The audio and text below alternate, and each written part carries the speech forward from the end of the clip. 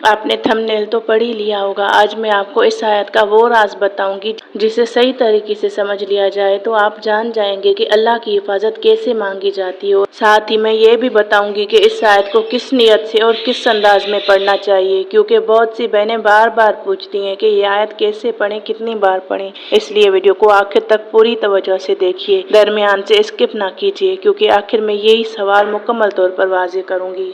क्या वाकई सूरह अल बकरा में ऐसी कोई आयत मौजूद है जिसे पढ़ने से दुश्मन अंधे गूंगे और बहरे हो जाते हैं? शायद आपने भी ये बात सुनी हो या किसी वीडियो या पोस्ट में देखी हो, लेकिन क्या ये बात वाकई कुरान और सुन्नत से साबित है या फिर इस आयत का असल मतलब कुछ और है?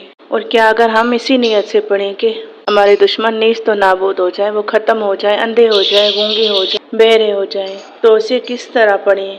तो आज की वीडियो आपके लिए है, क्योंकि आज की वीडियो में हम किसी सुनी सुनाई बात पर नहीं बल्कि कुरान की असल तफसीर की रोशनी में समझेंगे भी और जानेंगे भी कि सूरह अल बकरा की उस प्यारी आयत का असली मफहूम क्या है। और साथ ही ये भी समझेंगे कि अगर कोई शख्स अल्लाह ताला की हिफाजत और मदद की नीयत से इस आयत की तिलावत करे तो हमें इसके बारे में क्या अकीदा रखना चाहिए, और कुरान हमें दुश्मनों के मुकाबले में असल एतमाद किस चीज़ पर सिखाता है।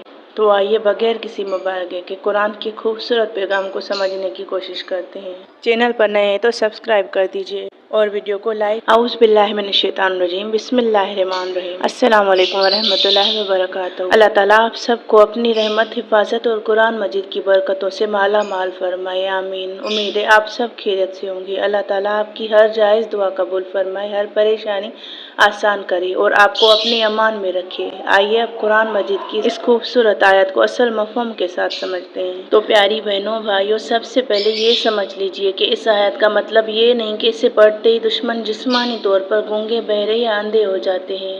अल्लाह ताला सूरह अल बकरा में इरशाद फरमाते हैं, वो बहरे हैं, गूंगे हैं, अंधे हैं, बस वो हक की तरफ नहीं लौटते। यानी वो हक सुनने से बहरे, हक बोलने से गूंगे और हिदायत देखने से अंधे बन चुके हैं, इसलिए वो गुमराही से वापस नहीं लौटते। तो नाज़रीन, सबसे पहले ये समझ लीजिए कि इस आयत का मतलब ये नहीं कि इसे पढ़ते ही दुश्मन जिस्मानी तौर पर गूंगे, अंधे या बहरे हो जाते हैं। कुरान की तफसीर में इस आयत को मुनाफिकीन की रूहानी कैफियत के तौर पर बयान किया गया है। असल में मुफस्सिरीन ने बयान किया है कि ये आयत मदीना के मुनाफिकीन की कैफियत बयान करती हैं।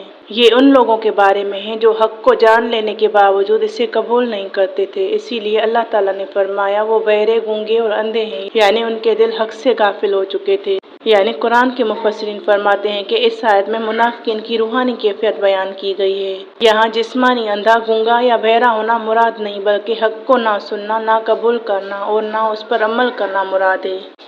सुम्मुम यानी वो हक बात सुनकर भी इससे कबूल नहीं करते। बुकमुन यानी वो हक को जबान से बयान नहीं करते और ना उसका इकरार करते हैं। उम्मीउन यानी हिदायत उनके सामने होती है लेकिन वो उसे देखने और समझने से मुंह मोड़ लेते हैं। इसीलिए आखिर में फरमाया फ़हुम ला यरजिऊन, यानी वो अपनी गुमराही से वापस नहीं लौटते। अब यहाँ एक खूबसूरत बात समझने की है। अगर कोई बंदा खालिस अल्लाह ताला की रजा के लिए और हिफाजत की नीयत से कुरान की तिलावत करता है तो यकीनन अल्लाह ताला अपने फजल से उसे हर किस्म के शर, हसद, जुल्म और दुश्मनों की जालों से महफूज रखने पर कादिर है। लेकिन हमें ये अकीदा नहीं रखना चाहिए कि इस मखसूस आयत के बारे में कि नबी करीम सल्लल्लाहु अलैहि वसल्लम ने फरमाया है कि इसे पढ़ने से दुश्मन लाजमन अंधे, गूंगे या बहरे हो जाएंगे, क्योंकि ऐसी रवायत सही दलाइल से साबित नहीं। इसीलिए हमें कुरान हर हाल में अल्लाह पर भरोसा, उसकी अतात और उससे हिफाजत मांगने की तालीम देता है। अब एक और खूबसूरत बात पर गौर कीजिए। कुरान मजीद सिर्फ पढ़ने के लिए नहीं बल्कि कुरान समझने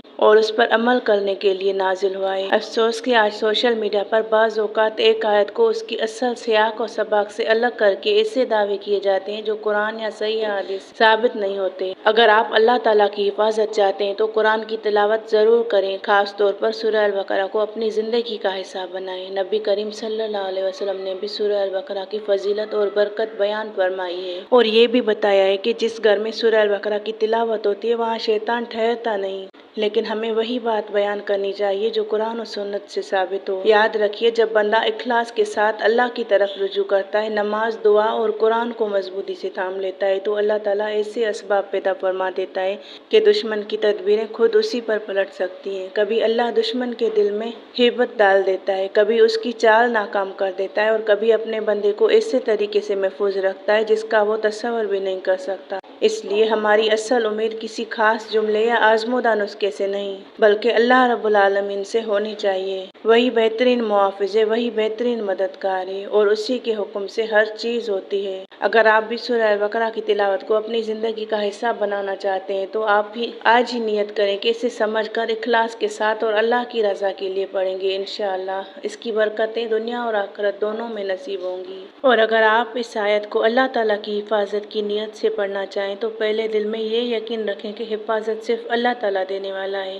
اب چلیے عمل کس طرح ہم کریں گے۔ اگر اس آیت کو ہم اس نیت کے ساتھ پڑھیں کہ دشمن آپ کے سامنے ہو کر بھی آپ کو نقصان نہ پہنچائیں، دیکھ کر دیکھ نہ سکیں، آپ کے خلاف بول نہ پائیں، سن نہ پائیں، تو کس طرح پڑھیں؟ کیونکہ اگر یہ نیت ہو کہ قرآن کی ہر آیت برکت شفا ہے تو یہ ارادہ کر کے اس آیت کو پڑھیں تو کیسے پڑھیں؟ تو اگر آپ اس آیت کو اللہ تعالیٰ کی حفاظت کی نیت سے پڑھنا چاہیں تو پہلے دل میں یہ یقین رکھیں کہ حفاظت صرف اللہ تعالیٰ دیتا ہے اور اللہ کے کلام میں شفا ہے، طاقت ہے اور یہ آیت مبارک اللہ تعالیٰ کا کلام ہے۔ پھر عاجزی کے ساتھ اللہ تعالیٰ سے دعا کریں کہ اے اللہ، جس طرح تو ہر چیز پر قدرت رکھتا ہے، مجھے اپنے دشمنوں کے شر سے بھی محفوظ فرما۔ اگر کوئی میرے خلاف سازش کر رہا ہے تو اس کی تدبیر کو ناکام فرما، اور اگر مجھے کوئی نقصان پہنچانا چاہتا ہے تو اپنی قدرت سے اسے بے بس کر دے۔ اگر میرے لیے خیر اسی میں ہے تو اسے حق دیکھنے سے محروم کر دے، میرے خلاف بولنے سے روک دے اور ایسی باتیں سننے سے بچا دے جو میرے لیے نقصان کا سبب بنے۔ یہ سب اپنی قدرت سے فرما، کیونکہ ہر طاقت تیرے ہی ہاتھ میں ہے۔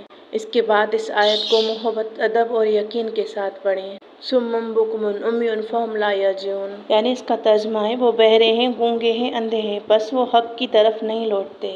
یعنی وہ حق سننے سے بہرے، حق بولنے سے گونگے اور ہدایت دیکھنے سے اندھے بن چکے ہیں، اس لیے وہ گمراہی سے واپس نہیں لوٹتے۔ اس آیت کی میں تعداد آپ کو فکس نہیں بتاؤں گی، جتنا آپ دل سے پڑھیں۔ شرط یہ ہے کہ آپ اللہ کے آگے عاجزی کے ساتھ پوری محبت اور توجہ کے ساتھ ترجمہ سمجھ کر پڑھیں کہ میرا اللہ ہر چیز پر قادر ہے، وہ چاہے تو دشمنوں کو ہم سے دور کر دے، اور اگر کوئی ایسا دشمن ہے جسے اللہ چاہے تو آپ کے سامنے ہو کر بھی آپ کو کوئی نقصان نہ پہنچا سکے، یعنی آپ کے خلاف، آپ کے سامنے ہو کر بھی آپ کے خلاف بول نہ پائے، آپ کے خلاف اپنی زبان کھول نہ پائے، آپ کے خلاف سن نہ پائے، اگر کوئی دشمنی میں آپ پر وار کرنا چاہے تو آپ کو دیکھ نہ پائے۔ اور آخر میں دوبارہ اللہ سے دعا کریں کہ یا اللہ، میں نے تیرے کلام کی تلاوت کی ہے، اب اپنی رحمت اور حفاظت میرے شامل حال فرما، میرے لیے تو ہی کافی ہے، تو ہی بہترین محافظ اور بہترین مددگار ہے۔ یہ بات ہمیشہ یاد رکھیں کہ ہم یہ نہیں کہتے کہ اس آیت کے بارے میں نبی کریم صلی اللہ علیہ وسلم نے یہ خاص وظیفہ بتایا ہے، بلکہ ہم اللہ کے کلام سے برکت حاصل کرتے ہوئے، اس پر یقین اور محبت رکھتے ہوئے کہ اس میں شفا ہے، رحمت ہے، برکت ہے، اسی اللہ سے حفاظت مانگتے ہیں، کیونکہ شفا، برکت اور حفاظت دینے والا صرف اللہ تعالیٰ ہے۔ لیکن فرض کریں ایک شخص کو اپنے دشمنوں کا خوف ہے، لوگ اس کے خلاف باتیں کر رہے ہیں، اسے نقصان پہنچانے کی کوشش کر رہے ہیں یا اس کے لیے سازشیں کر رہے ہیں۔ ایسے وقت میں وہ وضو کرتا ہے، 2 رکعت نفل ادا کرتا ہے، اللہ تعالیٰ سے گڑ گڑا کر دعا مانگتا ہے اور خالص دل سے قرآن کی تلاوت کرتا ہے جن میں یہ آیت بھی شامل ہے، تو اب کیا صرف یہ آیت پڑھتے ہی دشمن اندھے، گونگے یا بہرے ہو جائیں گے؟ قرآن و سنت ہمیں ایسا نہیں سکھاتے، لیکن اگر اللہ تعالیٰ اپنے بندے کی حفاظت کا فیصلہ فرما دے تو وہ دشمن کی آنکھوں سے حقیقت چھپا سکتا ہے، اس کی زبان کو خاموش کر سکتا ہے، اس کی تدبیر کو ناکام بنا سکتا ہے اور اس کے دل میں ایسا خوف ڈال سکتا ہے وہ نقصان پہنچانے کی آپ کے لیے ہمت ہی نہ کر سکے۔ اس لیے ہمیں آیت سے زیادہ آیت نازل کرنے والے رب پر یقین رکھنا چاہیے کہ جب بندہ اخلاص، تقویٰ اور کامل بھروسے کے ساتھ اللہ کی طرف رجوع کرتا ہے تو اللہ تعالیٰ ایسے دروازے کھول دیتا ہے جن کا انسان تصور بھی نہیں کر سکتا۔ اس لیے قرآن کی ہر آیت ہمارے لیے ہدایت، رحمت اور برکت ہے۔ ہم اسے تعویذ یا آزمودہ نسخہ سمجھ کر نہیں بلکہ اللہ کا کلام سمجھ کر پڑھیں، اس پر ایمان لائیں اور اس کے مطابق اپنی زندگی گزارنے کی کوشش کریں۔ اللہ تعالیٰ ہمیں قرآن کو صحیح سمجھنے، اس پر عمل کرنے اور اپنی کامل حفاظت میں رکھنے کی توفیق عطا فرمائے، آمین۔ تو پیاری بہنوں، بھائیوں، اگر آج کی ویڈیو سے آپ کو قرآن کی اس آیت کا اصل مفہوم سمجھ آیا ہو تو اسے ضرور شیئر کیجیے تاکہ زیادہ سے زیادہ لوگ قرآن کو صحیح علم کے ساتھ سمجھ سکیں، نہ کہ سنی سنائی باتوں کی بنیاد پر۔ اگر آپ چاہتے ہیں کہ میں سورہ البقرہ کی ایسی مزید آیات کی اصل تفسیر، فضائل اور صحیح مفہوم آسان زبان میں بیان کر سکوں تو ویڈیو کو لائک کریں، چینل کو سبسکرائب کریں اور کمنٹس میں ضرور لکھیں کہ انشاءاللہ اللہ تعالی ہمیں قرآن کو سمجھنے، اس پر عمل کرنے اور اس کے نور سے اپنی زندگیوں کو روشن کرنے کی توفیق عطا فرمائے۔ ہمیں ہر قسم کے شر، حسد، جادو، شیطانی وسوسوں اور ظالموں کے ظلم سے اپنی حفاظت میں رکھے اور ہماری دنیا و آخرت کو کامیاب فرمائے، آمین یا رب العالمین۔ السلام علیکم ورحمۃ اللہ وبرکاتہ۔